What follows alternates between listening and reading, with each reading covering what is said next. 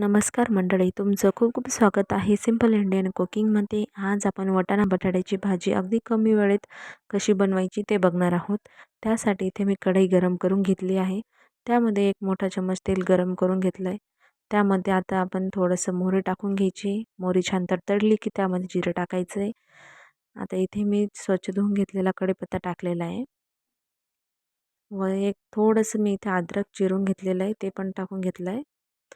आणि मोठ्या साईजचा कांदासुद्धा बारीक चिरलेला आहे, तो टाकलेला आहे. इथे तुम्ही टोमॅटोसुद्धा टाकू शकता, पण टोमॅटो माझ्याकडे शिल्लक नव्हता त्याच्यामुळे मी नाही टाकला आहे.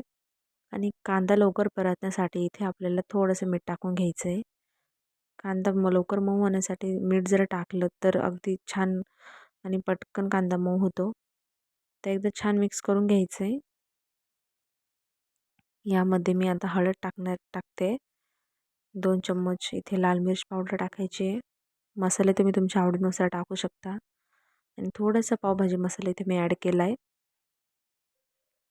तुम्ही स्किपसुद्धा करू शकता, अशीसुद्धा भाजी खूप छान होते.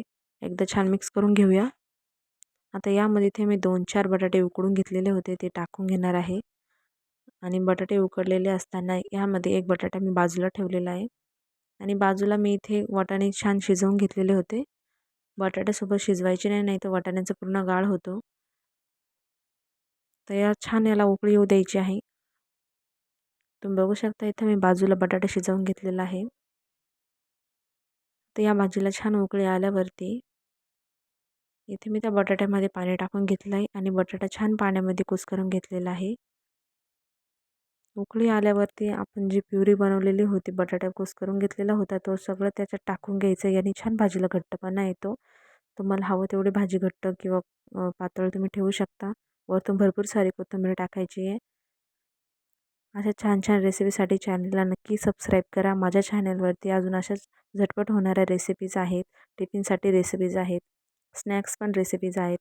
एकदा नक्की बघा. धन्यवाद.